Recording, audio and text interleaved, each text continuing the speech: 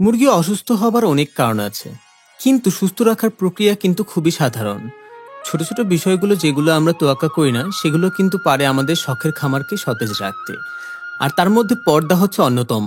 এর ব্যবহার আমরা অনেকেই জানি না, যার ফলে খামারে নানা অসুখের বিস্তার ঘটে। পর্দা কেমন, কখন, কিভাবে রাখলে মিলবে এই গরমে উত্তম ফলাফল, তা নিয়ে আজকের এই ভিডিওটি। আপনি আমার চ্যানেলে প্রথম হয়ে থাকেন, অবশ্যই আমার চ্যানেলটিকে সাবস্ক্রাইব করবেন এবং আমাদের ফেসবুক পেজ লিখন নিগ্রো অবশ্যই ফলো করবেন পরবর্তী সকল আপডেটের জন্য। তো চলুন দেরি না করে ভিডিওটি শুরু করা যাক। সর্বপ্রথম পর্দার কাপড় সম্পর্কে আমাদের জানা অত্যন্ত জরুরি। অতিরিক্ত মোটা বা অতিরিক্ত পাতলা কাপড় কিন্তু ভালো ফলাফল আনবে না, বরং আরও ক্ষতির কারণ হয়ে দাঁড়াবে।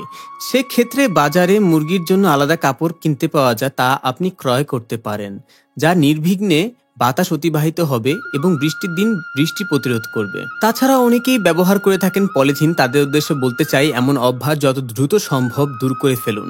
খুব খারাপ বিপদ ডেকে আনছেন এর ব্যবহারে। পর্দা কখন কতটুকু রাখতে হবে তা জানা অত্যন্ত জরুরি।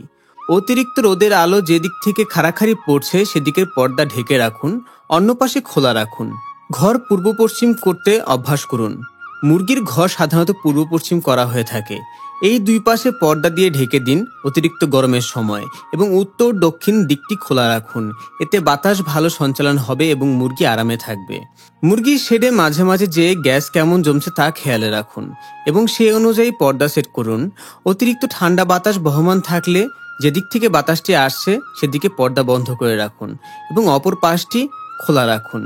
মাঝে মাঝে বৃষ্টি দেখা দিলে পর্দা নামিয়ে দিন এবং বৃষ্টি শেষ হওয়া মাত্র পর্দা খুলে দিন, যেন ভেতরে গ্যাস জমে না থাকে।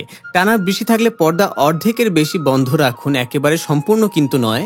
মুরগির পা দেখা যায় বাইরে থেকে, এমন মাত্রায় খোলা রাখুন। এতে ভিতরে গ্যাস জমবে না দীর্ঘক্ষণ বৃষ্টি হওয়ার পরেও। শীতের সময় আরও কিছু নিয়ম আছে, তা নিয়ে একটি ভিডিও পরবর্তীতে আলোচনা করব।